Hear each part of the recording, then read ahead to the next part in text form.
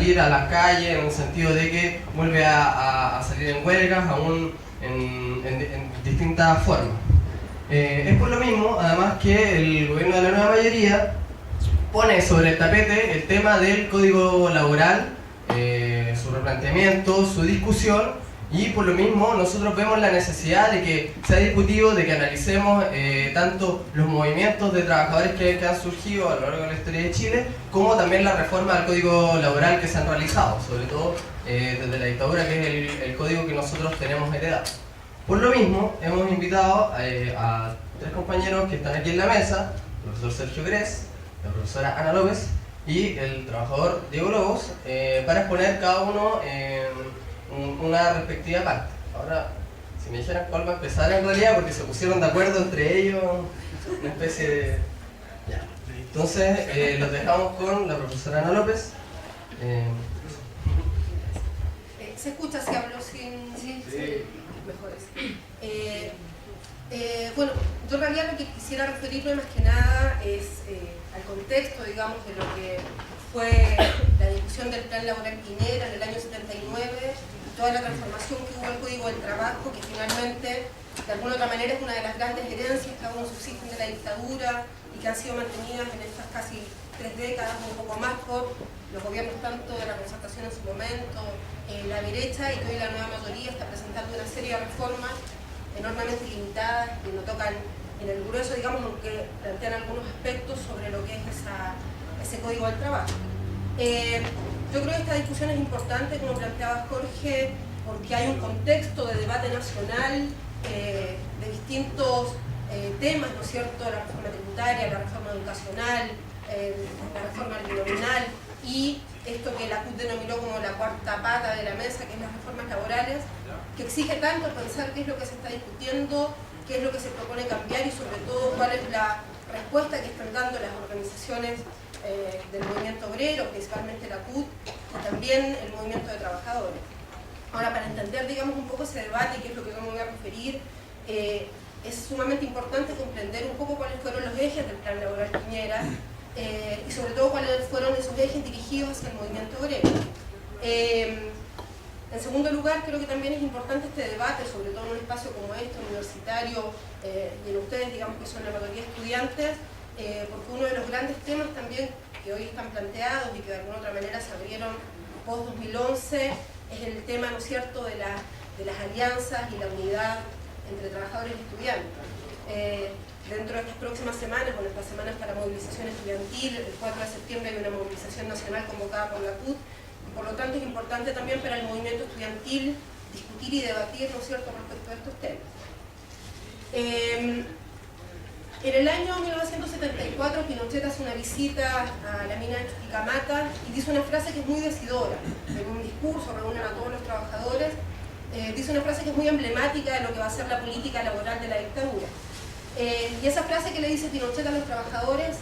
es que la política en los sindicatos se va a terminar para siempre. De alguna otra manera, eso que anunciaba Pinochet en 1974, después de más de medio año de dictadura, con represión, con detenidos desaparecidos, con la ilegalización de la CUT, la persecución a los dirigentes sindicales, la suspensión de la mayor parte, ¿no es cierto?, de las organizaciones sindicales, la prohibición del derecho a huelga, de la presentación de pliego de peticiones, etc., se va a ir configurando entre los años 74 al 79 hasta que finalmente se va a presentar ya en el año 78, pero se termina promulgando en el 79, este nuevo plan laboral, que es el que va a presentar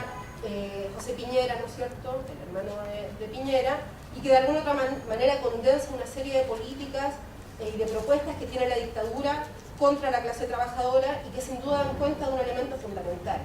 que es que el golpe de Estado tuvo un claro carácter de clase y que en el fondo, ¿no es cierto?, lo que buscaba la burguesía, los empresarios, la derecha, etcétera, era terminar con los procesos de organización y de lucha que venía dando la clase trabajadora, sobre todo en los últimos años, ¿no es cierto?, entre el 72, 73, etc. En el año 1973, el coronel Badiola, que era de la Dirección de Organizaciones Civiles, señalaba también, señalaba que los sindicatos solo se deben preocupar de los problemas de su gremio, de sus inquietudes, incluidos los problemas económicos de sus afiliados, y no de los problemas de tipo político, y ni menos de arreglar a Chile y al mundo. En ese sentido, ¿no es cierto?, este intento de despolitizar el movimiento de trabajadores, que también va de la mano de toda la política de represión hacia las organizaciones de izquierda, organizaciones políticas, la prohibición, ¿no es cierto?, de los partidos, y que después también va a quedar, ¿no es cierto?, como parte de la prohibición, por ejemplo, para los dirigentes sindicales de presentarse elecciones y una serie de otras cuestiones, sin duda tiene que ver con tratar de desarticular esa relación entre las organizaciones sindicales y las organizaciones políticas, pero además pensar a la clase trabajadora como un sujeto político. El Plan Laboral Piñera se inscribe en un amplio campo también de políticas que está llevando adelante la dictadura, que tiene que ver con las llamadas 7 modernizaciones del Estado, ¿no? Parte de eso es toda la política previsional,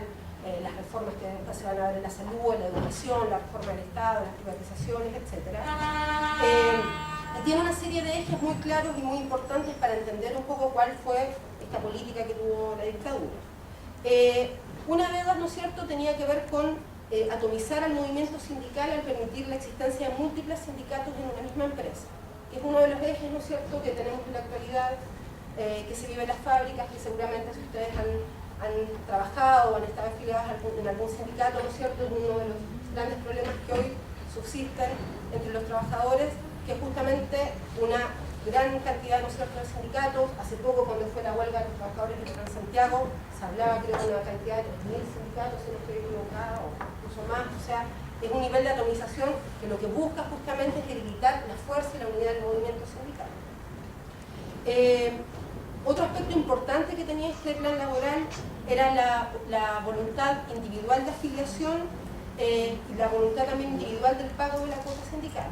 En el fondo, la ideología de la libertad asociada al neoliberalismo, ¿no es cierto?, lo que dejaba era en la libertad individual del trabajador, supuestamente la voluntad de afiliación.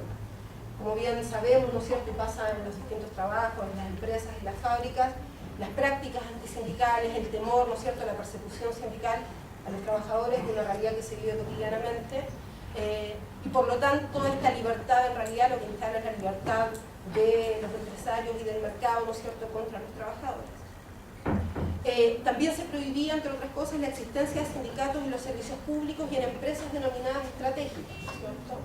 Por lo tanto, se le quitaba la fuerza a sectores estratégicos justamente de la clase trabajadora para impedir que se organizaran sindicalmente. Se permitió, además, entre otras cosas, el despido sin justificación,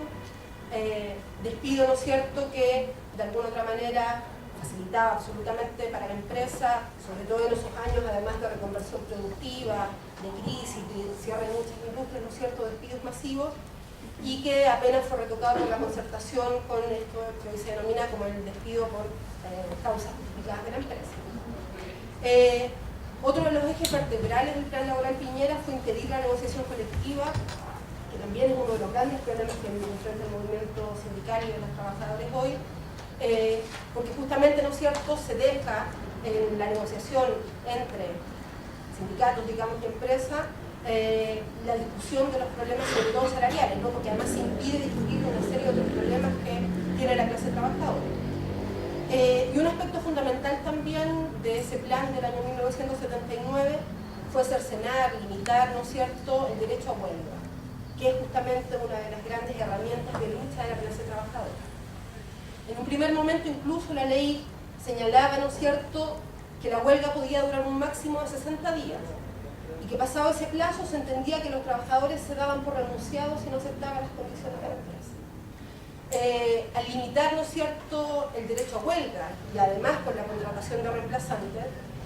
justamente se está, ¿no es cierto?, limitando una de las grandes herramientas e instrumentos de lucha de la clase trabajadora. Y además, ¿no es cierto?, se va a instalar toda esta lógica que tiene que ver con el individualismo, con la desarticulación, como señalaba anteriormente, de la relación entre sindicalismo y política, la competencia, ¿no es cierto?, al plantear también, en este caso, la competencia muchas veces entre sindicatos, se va a generar, ¿no es cierto?, la existencia de sindicatos muchas veces amarillos, como se denominan entre los trabajadores, o patronales, ¿no es cierto?, que son generalmente con los que negocia la empresa para poder instalar sus propias condiciones. Pero además evidentemente tenemos que entender que estamos en un contexto, ¿no es cierto? Pensemos el año 1979, 6 años de dictadura, 6 años de represión, de persecución, 6 años, ¿no es cierto?, en los cuales se fue instalando, se estaba comenzando a instalar con toda esta ideología neoliberal, donde de alguna otra manera, ¿no es cierto?, se castigaba y se perseguía especialmente a la clase trabajadora. O sea, eso quiere decir que prácticamente en este plazo de 6 años, ¿no es cierto?, se impidió cualquier tipo de organización formal, ¿no es cierto?, de los trabajadores, pero además de eso también se impidió incluso, ¿no es cierto?, durante estos años poder llevar adelante cualquier lucha, huelga o petición de la clase trabajadora. Sin embargo, una cierta imagen como construida, ¿no es cierto?, respecto a que en realidad pareciera que solamente hubo represión, hubo desarticulación. Sin embargo, ¿no es cierto?, en esos años hubo luchas muy importantes de la clase trabajadora, en plena dictadura, con represión, con desaparición, con tortura, ¿no es cierto? Se van a formar referentes sindicales muy importantes, como la Coordinadora Nacional Sindical o el Frente Unitario de Trabajadores. Se van a dar incluso ciertas huelgas de hecho, huelgas encubiertas, ¿no es cierto? Una de las fotos que anda ahí circulando habla del ausentismo y del despido por el ausentismo. El ausentismo era una forma en que los trabajadores se coordinaban para hacer una especie de paro de hecho, ¿no es cierto?, poniéndose de acuerdo y faltando al trabajo. Esto se dio mucho entre los trabajadores del cobre, en el norte, en la zona centro, alcanzando incluso cifras, ¿no es cierto?, de 50 o 60% de ausentismo, es decir, una huelga más bien de hecho bajo la fórmula, ¿no es cierto?, de faltar al trabajo justamente porque la huelga está impedida. Bueno, pero además, ¿no es cierto?, conjuntamente con este proceso se comenzó a dar también todo el cambio de la estructura productiva del país, una reconversión, ¿no es cierto?, que va a significar también la aparición de nuevas figuras como fue la precarización del trabajo. En esa época, ¿no es cierto?, para los jóvenes que preguntan a sus papás seguramente se acordarán del plan del POJ, ¿no es cierto?, el trabajo, el plan del empleo mínimo, el plan de ocupación para los jefes de hogar, sumamente, ¿no es cierto?, precarizados, con salarios de hambre. Empezó también a aumentar, ¿no es cierto?, la precarización y va a surgir lo que después se va a consolidar, como ellos reconocen incluso los propios dirigentes sindicales, la subcontratación, ¿no es cierto?, que va a ser uno de los grandes mecanismos también, por un lado, que permite externalizar recursos también, y el surgimiento, ¿no es cierto?, de los multitud y de otras cuestiones que van a transformar estas lógicas de trabajo. Es bien interesante, en el año 1982 se hace una encuesta dirigida a empresarios. Y lo que señalan los empresarios es que de todas las políticas que llevó adelante la dictadura, el régimen militar, ¿no es cierto?, para la que más valoraban, la que más reconocían, la que más reivindicaban, era la nueva legislación laboral. Ese era el aspecto para los empresarios más importante, ¿no es cierto?, de todas estas reformas. Y además señalaban que valoraban el retroceso de los sindicatos, ya que les daba más libertad para negociar las condiciones salariales, digamos, y permitía aumentar los índices de la productividad. Bueno, actualmente, ¿no es cierto?, en el debate que hoy se está abriendo respecto a las reformas laborales, la CPC, ¿no es cierto?, está haciendo todo un debate señalando que no es el momento y que además, ¿no es cierto?, los grandes puntos que no se deben tocar son justamente el de la negociación colectiva y el del fin del reemplazo a la huelga, ¿no es cierto?, que son algunos de los mecanismos que más les benefician. Bueno, como señalaba, en todo caso, a pesar, ¿no es cierto?, de esas condiciones profundas de represión y de este plan laboral, la clase trabajadora hizo una experiencia importante de lucha y de organización, tanto para resistir al plan laboral y sus nuevas políticas, como también, ¿no es cierto?, para tratar de enfrentar, digamos, la situación que se estaba viviendo. De hecho, entre el año 1979 y 1981 hay una enorme cantidad de huelgas, huelgas que son tanto, después de 6 años, las primeras huelgas que pueden plantear, ¿no es cierto?, demandas laborales, pero además que también rechazan, obviamente, muchos de los aspectos del plan laboral y, obviamente, también de crítica a la dictadura. De hecho, en una huelga que se da en la Textil Sumar en la época, ¿no es cierto?, los dirigentes sindicales señalaban: tenemos mucho que ganar y ya casi nada que perder. O sea, efectivamente, este plan laboral, ¿no es cierto?, avanzaba tanto que era poco lo que había para perder de los 6 años que ya se habían perdido una gran cantidad de derechos, ¿no es cierto?, sindicales. De ese punto de vista, entonces, claramente el plan laboral tiene el objetivo de desarticular al movimiento obrero primero desarticular sus organizaciones sindicales. José Piñera señalaba que los sindicatos eran o generaban prácticas monopólicas, por lo tanto había que coartar, ¿no es cierto?, su poder. Y evidentemente también tenía un fuerte contenido de disciplinamiento del movimiento, ¿no? Se buscaba el disciplinamiento de la clase trabajadora, se buscaba limitar su lucha, su fortaleza y, ¿no es cierto?, la columna vertebral de la clase trabajadora como eran sus organizaciones sindicales. ¿Sí?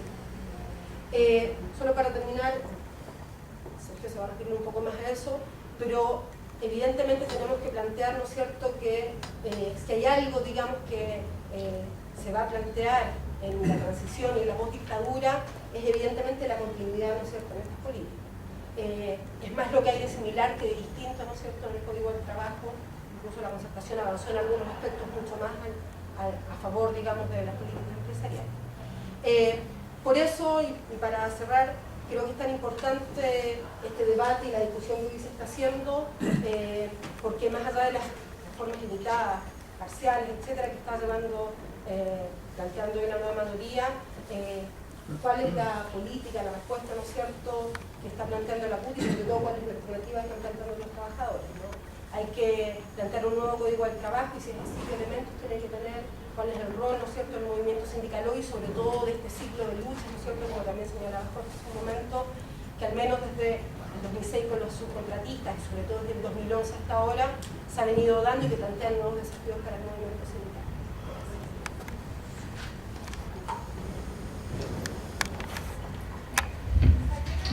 Buenas tardes. Mi intervención me da la impresión que va a situarse no solo temporalmente hoy día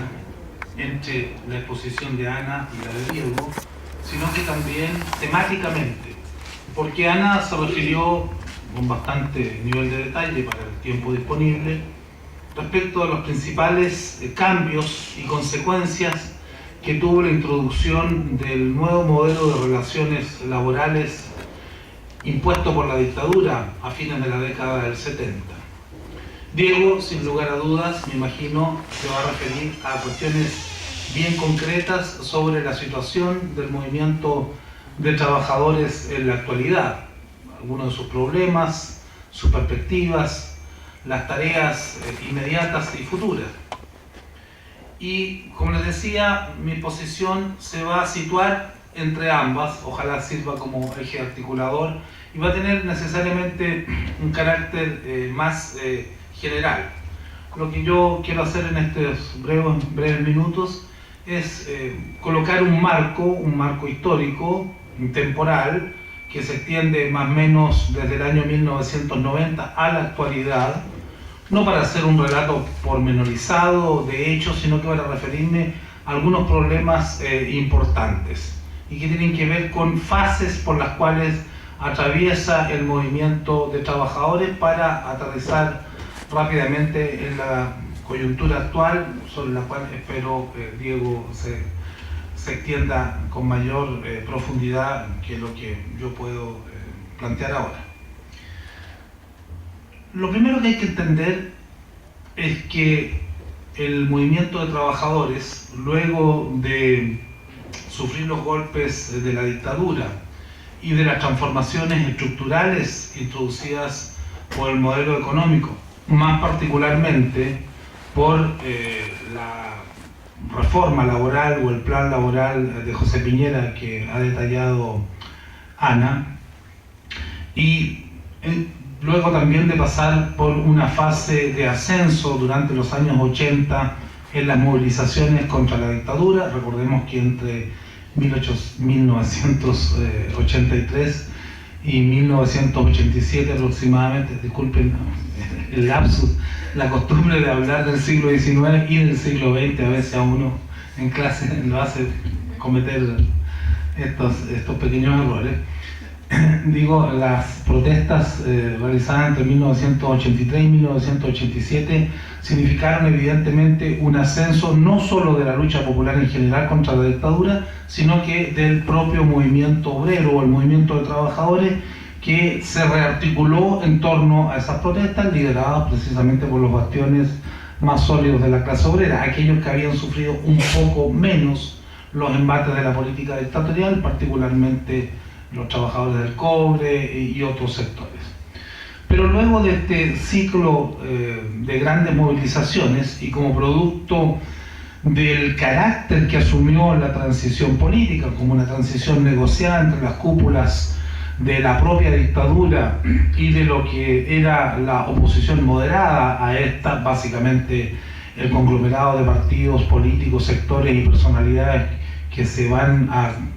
conformar como concertación de partidos por la democracia, se produce un reflujo de la lucha popular y de la lucha de los trabajadores en particular, y que va a ser un reflujo muy marcado y que va a ser una de las características de la llamada transición chilena a la democracia, por lo menos durante un par de décadas. Entre 1990, grosso modo, y el 2010, este reflujo se va a hacer sentir con particular fuerza. Esto no quiere decir que durante estos años no hayan habido luchas sociales, no hayan habido protestas, huelgas de trabajadores, o que otros sectores de la población, de los sectores populares, no hayan expresado demandas. Pero eso, sin lugar a dudas, no tenía punto de comparación ni con lo que había sido la historia del movimiento obrero y popular a lo largo de un siglo, ni siquiera tampoco con lo ocurrido durante la década de 1980,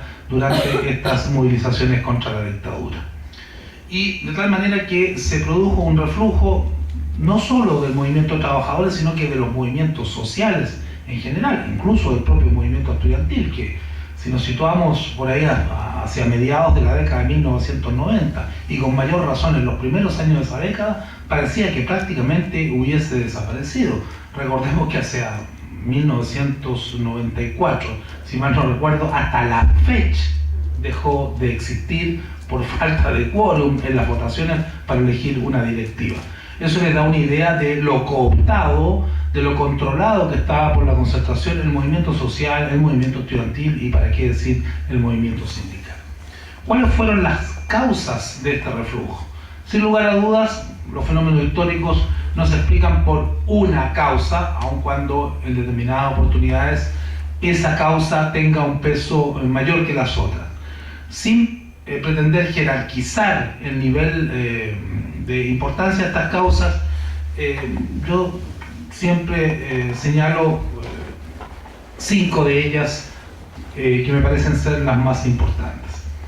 En primer lugar, lo que podríamos denominar como los efectos, entre comillas, naturales del modelo neoliberal, de economía y sociedad. Y digo de economía y sociedad porque el neoliberalismo no es solo un modelo económico, es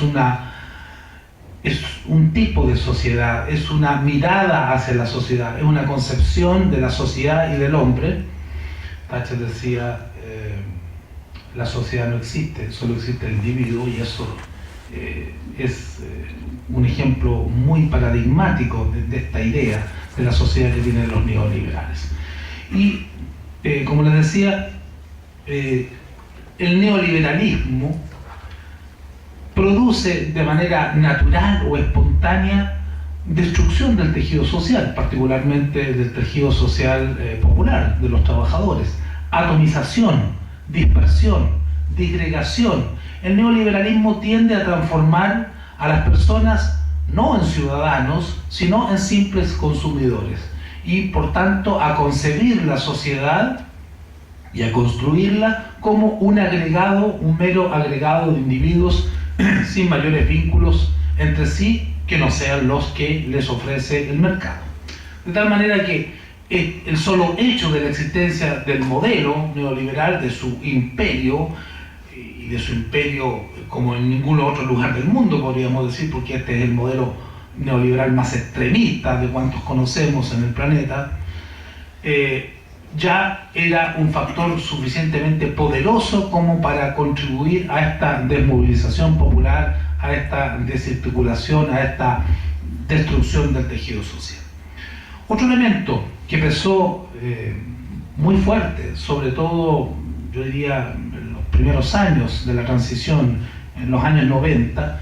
fue el recuerdo del terror dictatorial. Ustedes que son muy jóvenes, que no vivieron la dictadura, tal vez les cueste un poco imaginar eso, pero en nuestras generaciones o en generaciones incluso más viejas que nosotros, esto pesó enormemente. O sea, el miedo a un retorno autoritario, el miedo al retorno de los militares al poder, actuó como un freno poderosísimo durante una buena cantidad de años para la autocontención de los movimientos sociales, para la limitación de las demandas populares. Y esto evidentemente fue estimulado por ciertas fuerzas políticas, por lo que conocemos como el duopolio, que en eso, como en tantos otros puntos, eran plenamente coincidentes, puesto que esta autocontención de las demandas sociales no es mejor censura, hay una mejor contención que la autocensura o la autocontención, ¿no es cierto?, que no necesita del gendarme para que ésta se imponga, era plenamente coincidente con su proyecto de sociedad. Un tercer elemento, también muy importante y que aún sigue vigente hasta nuestros días, era y es la existencia de numerosas trabas y cortapisas legales para el ejercicio de derechos democráticos y libertades que en cualquier sistema democrático representativo, democrático liberal, en cualquier democracia burguesa, entre comillas, normal, serían cuestiones evidentes, ¿no es cierto?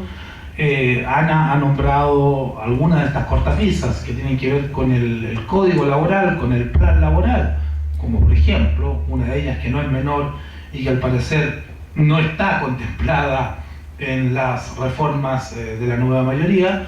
es la de que los patrones pueden contratar mano de obra de reemplazo durante la huelga. Yo no sé en qué otro país del mundo existe eso. Debe ser el único caso. Es decir, de esta manera la huelga es un chiste, es un recurso prácticamente anodino. Y a no ser de que se trate de sindicatos, de gremios muy poderosos, los trabajadores tienen poquísimas posibilidades de lograr cuestiones concretas, de hacer triunfar sus territorios, puesto que a condiciones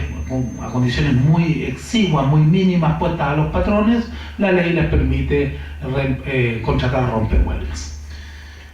Pero además de estas cortapisas que tienen que ver con lo estrictamente laboral, existían y existen una serie de otras cortapisas que tienen que ver con el marco institucional general, tienen que ver con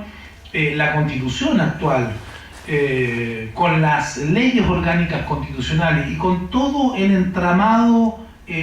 político institucional que es una construcción profundamente antidemocrática. No tenemos tiempo de extendernos sobre esto, pero tan solo citemos la inhabilidad que se establece constitucionalmente para que los dirigentes sindicales o los dirigentes sociales sean candidatos a parlamentarios o a cualquier cuerpo en las instituciones representativas del Estado, por citar una de estas limitantes. O sea, hay una institucionalidad que es profundamente antidemocrática y por ende es una limitante seria para la expresión de las demandas sociales. Un cuarto elemento que me parece muy importante y que es el que actúa de manera más civilina, más insidiosa, pero que actúa sobre las mentes de las personas y por tanto tiene un poder disuasivo muy grande, es la existencia de una verdadera dictadura mediática. Chile es una dictadura mediática. Hay un nivel de monopolio y de control de los principales medios de comunicación por parte de algunos grandes conglomerados, de algunos grandes consorcios, de los grandes poderes económicos que debe tener parangón en pocos países del mundo. No hablemos del audiovisual, de la televisión en particular, que es la gran moderadora de las conciencias, que está en manos de 4 o 5 grupos. Refirámonos tan solo a la prensa escrita. Más del 80% de la prensa escrita nacional, no solamente santiaguina, y recalco lo de nacional porque eso se replica región por región, está controlada por 2 grupos, por el duopolio de la prensa, el Mercurio y Copesa, que son los propietarios del 80 y tanto % de los periódicos a nivel nacional. Y esta dictadura mediática,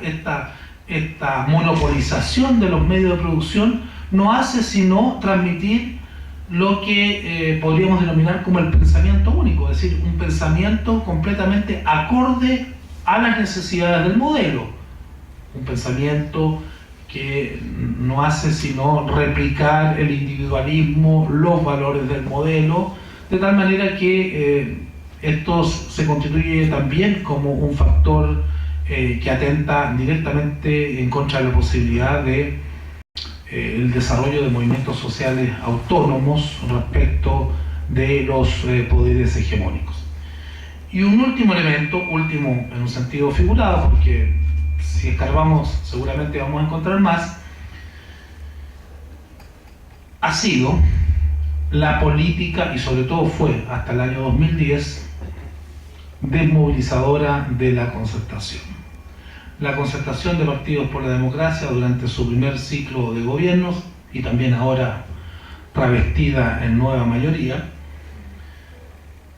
realizó una política sistemática muy hábil, muchas veces muy eficiente, hay que reconocerlo, de cooptación de dirigentes sociales, de organizaciones sociales, una política de jineteo de las organizaciones y los movimientos sociales, recurriendo a ello a distintos argumentos. Por ejemplo, el argumento de no hacer olitas, no crear tensiones sociales que significaran un retorno de los militares al poder o de formas más autoritarias de gobierno. De tal manera que este conjunto de elementos pesó, y sigue pesando un poco menos en la actualidad, pero pesó durante mucho tiempo, yo diría que durante casi una década, de manera prácticamente incontrarrestable, como un elemento de depresión de los movimientos sociales y del propio movimiento de trabajadores. Y la reactivación fue muy lenta. Recién empezaron a sentirse algunos síntomas de esta reactivación a fines de la década. Yo diría que por ahí, por el bienio 97-98, se empezaron a percibir algunos elementos. Y esto coincidió con dos hechos de naturaleza distinta, pero que confluyeron como factores para una incipiente reactivación. Por un lado, la llamada crisis asiática, que estalló hacia el 97 y que golpeó severamente a Chile. Estamos en el gobierno de Eduardo Frei Ruiz-Tagle. Y al año siguiente, a fines del año siguiente, un hecho de naturaleza claramente político, el arresto de Pinochet en Londres, que fue un remesón en las conciencias de muchas personas y que ante la salida de la escena política del tirano osaron a empezar a manifestarse de manera más abierta, más decidida, no tan tímida como lo habían hecho hasta entonces. Como ejemplo, podemos decir que hasta fines del 98, la prensa, casi sin distingos, incluyendo medios de prensa de la Concertación o que habían sido opositores a la dictadura, rara vez empleaban el término dictadura para referirse al poder que estuvo entre el 73 y el 90, y hablaban de gobierno militar. El lenguaje empezó a cambiar solo a partir del arresto de Pinochet en Londres, lo que indica que evidentemente ahí se produjo una fractura de tipo emocional, psicológica, política, cultural, que contribuyó a un cambio en el clima político y social del país, y que se va a terminar constituyendo como un elemento que va a coayudar a esta reactivación junto con otros elementos. Pero de todas maneras, esta reactivación va a ser muy lenta. Yo diría que va a tener una mayor profundidad recién hacia fines del gobierno de Lagos y durante el primer gobierno de Bachelet, al punto de producirse ya de manera muy evidente, muy notoria, recién en el gobierno de Piñera, más particularmente el año 2011, una vez que los efectos inmediatos que jugaron en el sentido de contener también a los movimientos sociales, pasaron los efectos inmediatos del terremoto y de todo este show de los 33 mineros, apenas pasó el efecto de todos estos elementos que retardaron probablemente esta explosión, esta finalmente se termina produciendo el 2011. No tiene sentido hacer un recuento pormenorizado de los movimientos que estallaron en el 2011. Digamos simplemente que esto no fue solo el movimiento estudiantil. Sin lugar a dudas, el movimiento estudiantil fue el movimiento más masivo, más notorio, más persistente, el que alcanzó probablemente los mayores niveles de politicidad y de impacto mediático, por lo tanto, pero también hubo otros movimientos, incluso algunos que precedieron al movimiento estudiantil, como por ejemplo la protesta regional de Magallanes. Posteriormente vendrían otras protestas regionales, Calama, Arica, al año siguiente Aysén, movimientos medioambientalistas como relacionado con la protesta contra el megaproyecto de Hidroaysén, que también precedió al movimiento estudiantil, y a lo largo de ese año y de los años siguientes una seguidilla de movimientos que van desde la diversidad sexual, el movimiento mapuche, evidentemente, que tiene características distintas y que ha sido uno de los más persistentes, puesto que no esperó esta explosión del 2011 para manifestarse. Ya venía en alza este movimiento aproximadamente desde el año 1997. Movimientos de trabajadores, particularmente de la gran minería del cobre, de los empleados fiscales, movimientos de los trabajadores artesanales, etcétera, etcétera. Es decir, un despertar de los movimientos sociales que habían permanecido aletargados durante 2 décadas. Como decíamos, el que tuvo los mayores, el que hizo los mayores aportes a la repolitización de la sociedad en su conjunto y al cuestionamiento del modelo fue, sin lugar a dudas, el movimiento estudiantil, porque este movimiento tuvo o ha tenido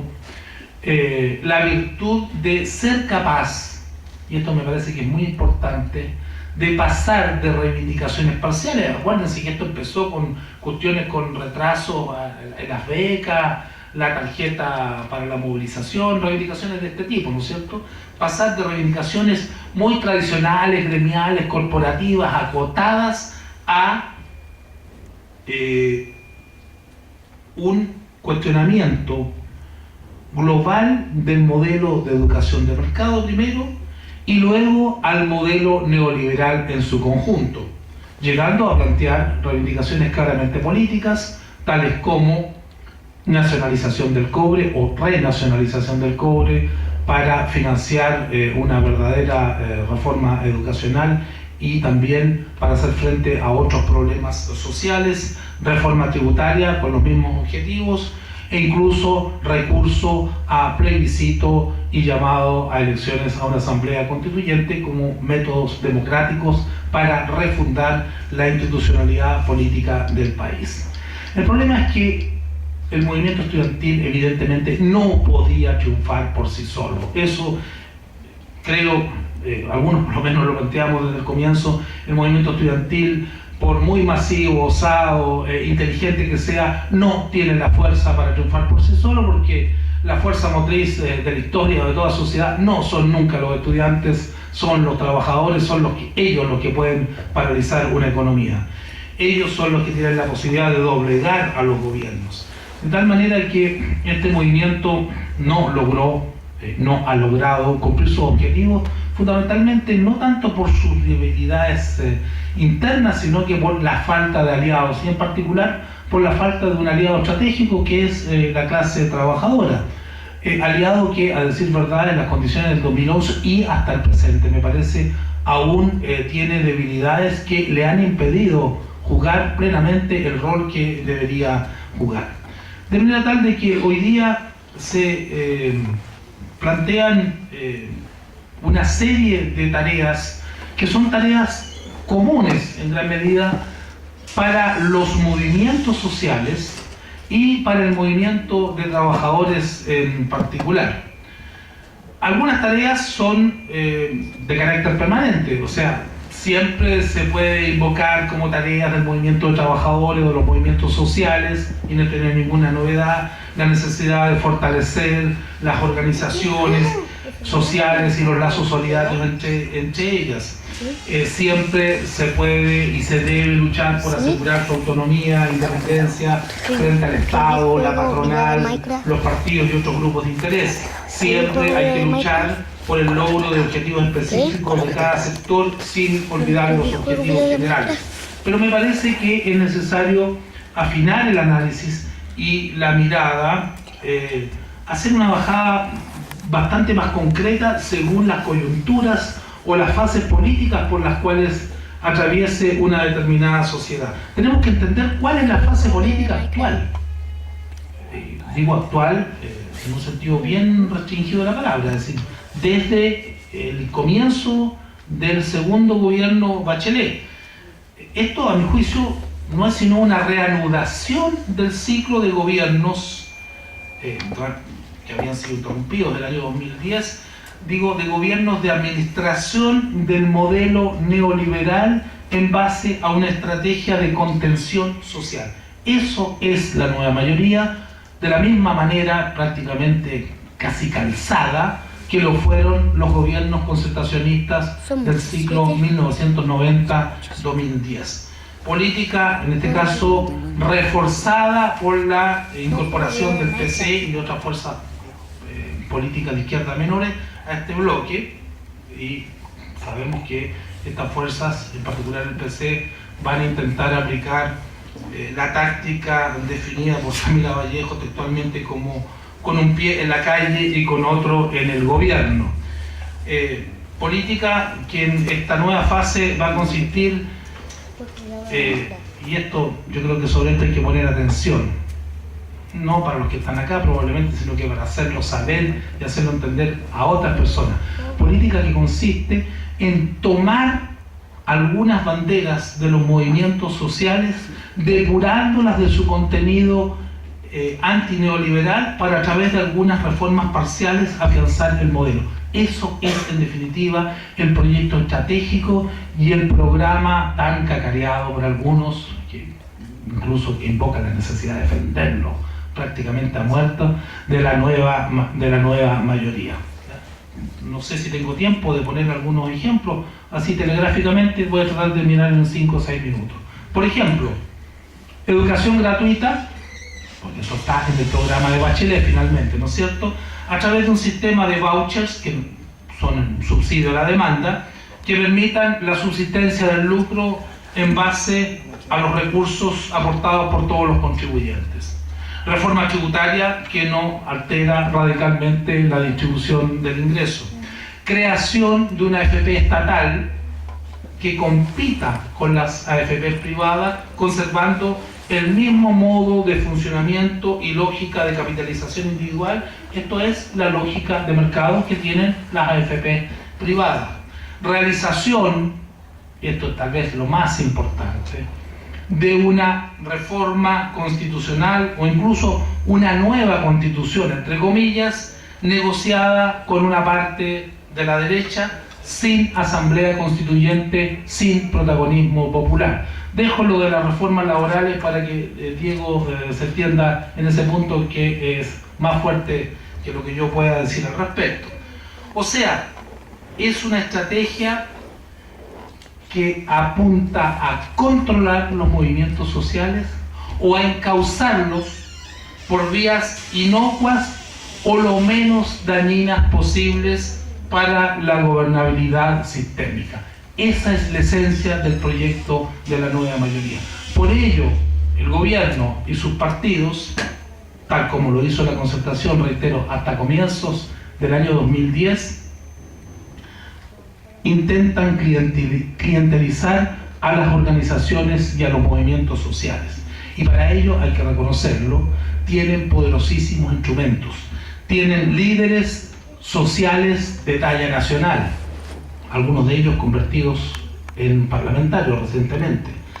Controlan varias de las principales organizaciones sociales, especialmente sindicales, la CUT, la NEF, el Colegio de Profesores, por citar algunas.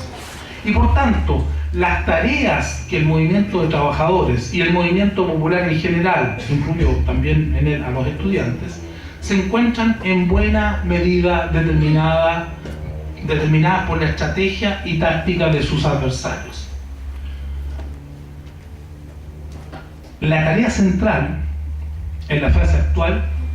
debiera ser impedir el cierre del ciclo de movilizaciones sociales iniciado el año 2011. Porque precisamente los adversarios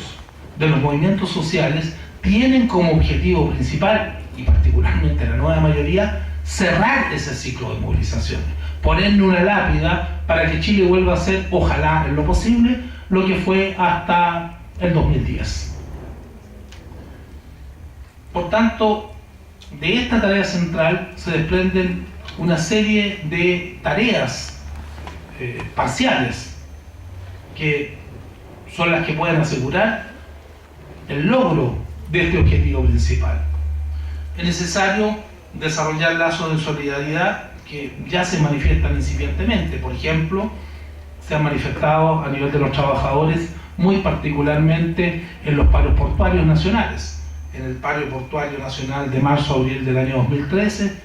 y en el paro portuario de enero del presente año. Es necesario para esto apuntar a la coordinación de todos los sindicatos de un mismo rubro o sector de actividad. Los trabajadores ya no pueden seguir yendo solos de manera aislada a la huelga. Las posibilidades de éxito de esa huelga, que lo hemos explicado, son muy bajas. Si los trabajadores logran estos niveles de coordinación y de articulación entre distintos sindicatos, ojalá, reitero, todos los sindicatos de un mismo rubro o sector de actividad, esto dificulta enormemente la contratación de rompehuelgas, hace más difícil la labor de las fuerzas represivas, infunde ánimo a los protagonistas, da fuerzas y, de manera más general, y esto tiene gran importancia, se retoma el hilo histórico del movimiento de trabajadores que en Chile siempre se caracterizó por la solidaridad de clase. A comienzos del siglo XX y hasta 1973 era común que muchos gremios fueran a la huelga no por reivindicaciones particulares, específicas de su propio sector, sino pura y simplemente en solidaridad con otros trabajadores. Eso se perdió a partir de 1973. Es necesario que el movimiento sindical, el movimiento obrero, los movimientos de trabajadores y los movimientos sociales en general reintroduzcan este elemento de solidaridad activa, porque eso les da mucha más fuerza, y hoy por mí, mañana por ti, no necesito explicarles mayormente por qué esto es necesario. Otra tarea que me parece fundamental es la de integrar actores y demandas, o sea, unidad en la acción y en petitorios de distintos actores. Ya han habido ejemplos de que esto es posible. Por ejemplo, durante el paro de trabajadores del cobre de abril de 2013, actuaron unidos los contratados de planta, o sea, los trabajadores de Codelco, y los subcontratados, y también trabajadores de empresas mineras privadas. Pero además se produjo la integración de demandas a las tradicionales peticiones de tipo laboral, aumentos de sueldo y otras de ese tipo. Se sumaron la exigencia de abolición del sistema de AFP, nacionalización del cobre y mayor valor agregado a las exportaciones en la perspectiva de su industrialización. Esto es muy significativo. Esto quiere decir que hay un nivel, por lo menos en esas dirigencias sindicales, en los cuadros de los activistas que están conduciendo esas movilizaciones, de politización en el buen sentido de la palabra, puesto que estos movimientos no se quedan en el gremialismo, en el corporativismo o en el economicismo, sino que están tratando de pensar el país en su conjunto. Eso mismo debe ser replicado hacia otros sectores de trabajadores, hacia el conjunto de la sociedad. O sea, reivindicaciones de alcance global, nacional. ¿Cuál es la principal tarea política? A mi juicio, y con esto termino, en paralelo al fortalecimiento de las organizaciones sociales, de sus movilizaciones sectoriales, parciales, me parece que hay que tratar de desarrollar una fuerza, un poder popular constituyente en la perspectiva de la refundación política de la sociedad chilena a través de una asamblea constituyente. Esto es la perspectiva de la instauración de lo que podríamos denominar una segunda república.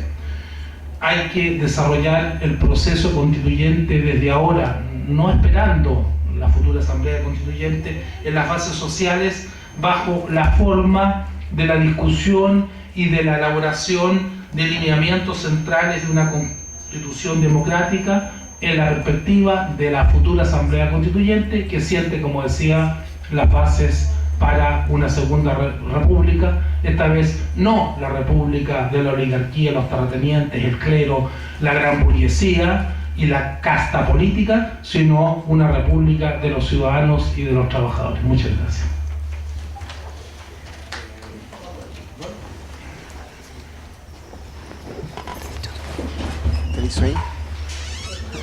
Buenas tardes.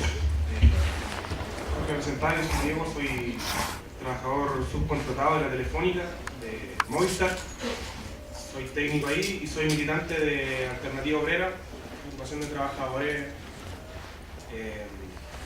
apegado mucho a las consignas de la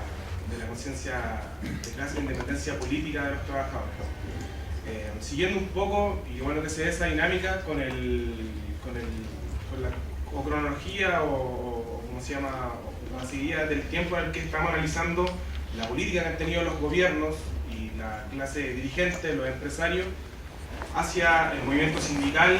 y en general hacia el movimiento obrero y el trabajo mismo en Chile, es que los quiero remontar a no muy lejos, al año pasado, a 2013, a fines del 2013, cuando veíamos a 5 o 6 o 7 candidatos a la República, cada uno más, algunos más ridículos que otros y otros más neoliberales que los otros. En ese mismo contexto de las elecciones presidenciales, la candidata, y en esos entonces candidata segura a la presidencia, era la señora Michelle Bachelet. En no más de 3 páginas podía describir su proyecto en materia laboral, o sea, su política del nuevo gobierno, de su segundo gobierno en Chile para el trabajo mismo. En la página 92 del programa, como decía, no más de 3 páginas, decía textualmente, le voy a leer la cita, dice: terminaremos a la brevedad con el artificio del multiroot o razones sociales para efectos laborales, a lo que está traducido en limitaciones al ejercicio de los derechos laborales básicos de los trabajadores, como de la sindicalización y la negociación colectiva. Se refería con eso al multiroot. Nosotros todos escuchamos hablar, o bueno, los compañeros que no tienen directa relación con el trabajo habrán escuchado a sus papás, o en la tele también, hablar mucho sobre el multiroot, y los compañeros que aquí están, que han estado en huelga, sabrán lo peligroso y perjudicial que es para los trabajadores el asunto este del multiroot. Michelle Bachelet en el programa lo aborda de una manera muy directa, muy explícita, diciendo que va a acabar con este vicio que tiene el sistema hasta el momento.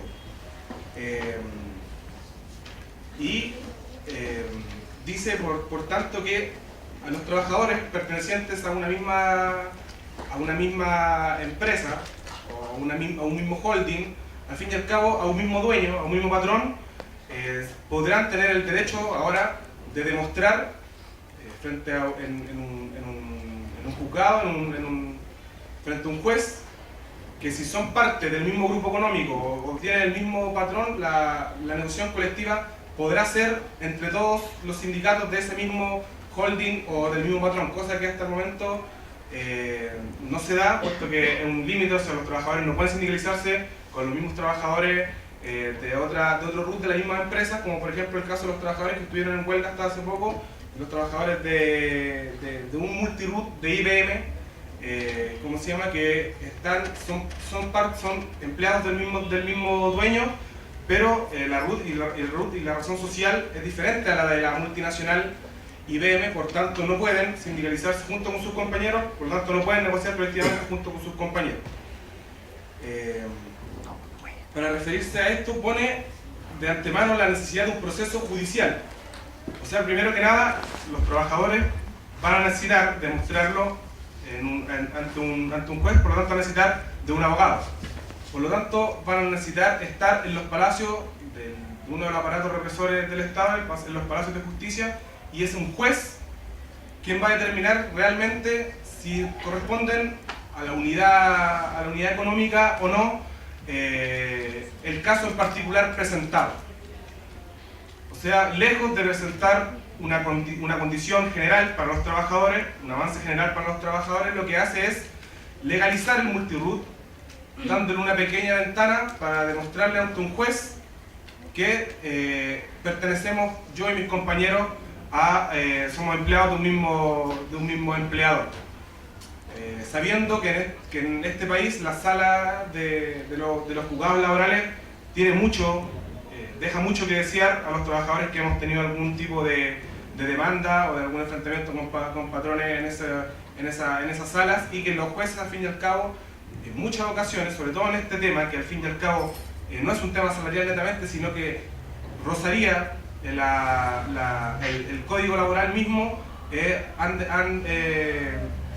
fallado en contra de los trabajadores y a favor de las empresas, como le ocurrió, por ejemplo, a los trabajadores pionetas de la Coca-Cola hace un muy poquito tiempo atrás, cuando querían presentaron ellos ante un juez su tesis de que ellos eran parte del mismo sistema de producción de los embotelladores de planta de la embotelladora andina, habiendo en primera instancia fallado a favor de los trabajadores. En la Corte Suprema se revisa el caso y se falla esta vez en contra de los trabajadores, por lo tanto los separa en la legalidad y queda hasta ahí un proceso que apuntaba, por ejemplo, a unir una negociación colectiva entre los diferentes RUT y subcontratistas de una empresa nacional como es la Coca-Cola, y también deja estancada la posibilidad de hacer un sindicato único por esta empresa dividida en RUT y en empresas contratistas. Por otro lado, el plan de la señora Bachelet dice textualmente: es necesario fortalecer el sindicato como sujeto de la negociación colectiva. La titularidad sindical, que es de lo que se habla ahora, tiene relación con que el sindicato sea el único o el predominante actor para la negociación con el empleador. Con esto, en su cara bonita, tendería a acabar con los grupos negociadores montados por los patrones para negociar siempre habilosamente los patrones antes de la negociación con el sindicato, para fijar una vara de medición de las diferentes consignas o demandas que puedan tener los trabajadores para ese tipo de negociación. Si nosotros